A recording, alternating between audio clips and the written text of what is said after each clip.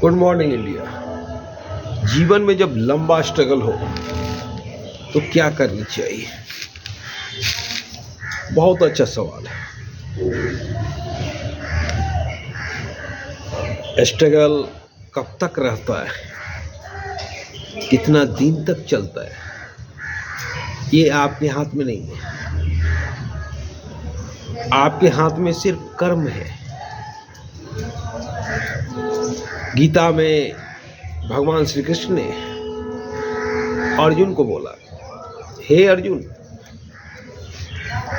तू युद्ध करेगा तो कोई जरूरी नहीं है कि तुम युद्ध में विजेता बनेगा, जीत जाएगा, पर तुम क्षत्रिय हो और क्षत्रिय होने के नाते तुम्हें युद्ध करना होगा। अगर युद्ध नहीं करोगे तो चारों तरफ तेरी निंदा होगा।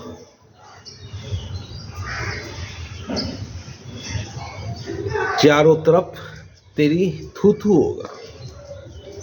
अगर तुम युद्ध में वीर गति को भी प्राप्त करते हो तो तेरी चारों तरफ प्रशंसा होगी।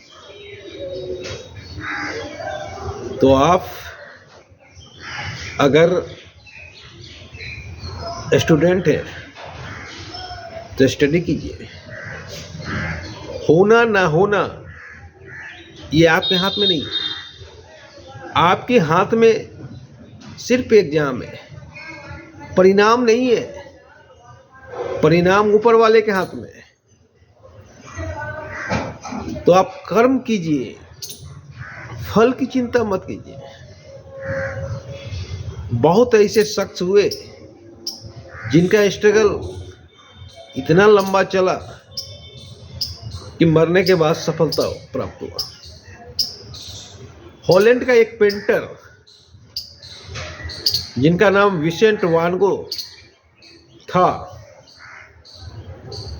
वो चूंकि समय से आगे पेंट कर रहा था और इसलिए कला समीक्षकों ने भी उपहास उड़ाया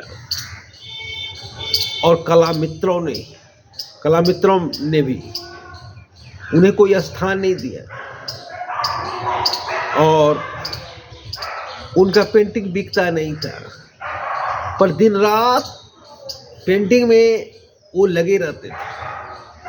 उन्हें मतलब नहीं था कि बिके या ना बिके। उन्हें सिर्फ पेंटिंग करने में आनंद प्राप्त होता है और इसीलिए पेंटिंग दिन रात करते थे। कई एक बार मानसिक पागलपन के दौरे भी पड़े, पर उस दरमियान भी हॉस्पिटल में भी उन्होंने पेंटिंग किया। डॉक्टर अगेन का पेंटिंग हॉस्पिटल में ही किया गया है, जो आज अरबों रुपया में आप खरीद नहीं सकते। इसके बाद कई एक तरह का उतार चढ़ाव उनके जीवन में आते गए, पर उन्होंने अपनी साधना से कभी पीछे नहीं हटा। उतार चढ़ाव अपनी जगह, पर 24 घंटा पेंटिंग करना अपनी जगह। वो दिन रात पेंटिंग में लगे रहते थे। एक दिन गए पेंटिंग करने के लिए गेहूं का खेत, मन नहीं लग रहा था। कुछ सोच रहे होंगे। फिर कलर को कैनवास पे फेंक दिया और घर चला आया। उनका भाई जो थियो, जो हर रूप में हेल्प कर रहा था, वानगो को पूछा, आज क्या बनाया?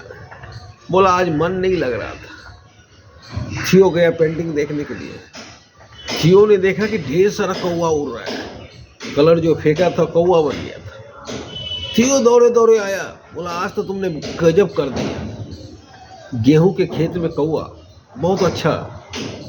दूसरे रोज उन्होंने अपने पिस्टल से अपने आप को समाप्त कर दिया। मात्र 35 वर्ष की अवस्था में वे इस दुनिया को छोड़ के चले गए और मरने के बाद 4 साल बाद एक पेंटिंग बिकता है, सनफ्लावर। और सनफ्लावर बिकता है और रातों रात पेंटिंग की दुनिया में एक स्टार का जन्म होता है, विसेंट वान गो। और उनके नाम से हॉलैंड सरकार ने एयरपोर्ट बनवाया और जितने भी उनके किए गए पेंटिंग थे सभी विसेंट वान गो म्यूजियम में सुरक्षित हैं। और विसेंट वान गो और थियो का समाधि एक ही जगह बनाया गया। हमें लगता है कि पेंटिंग के दुनिया में विसेंट ने जितने स्ट्रगल झेला है कोई नहीं झेला होगा, पर इतना स्ट्रगल के बाद भी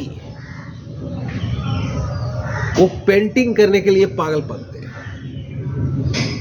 वो 24 घंटा पेंटिंग करते थे और तभी वो मरने के बाद भी हम विसेंट को जानते हैं। तो कर्म अपने हाथ में, फल आपके हाथ में नहीं है। कर्म करते जाइए। आप क्रिकेटर हैं, क्रिकेट खेल सकते हैं, पर कब सिलेक्शन होगा ये आपके हाथ में नहीं है।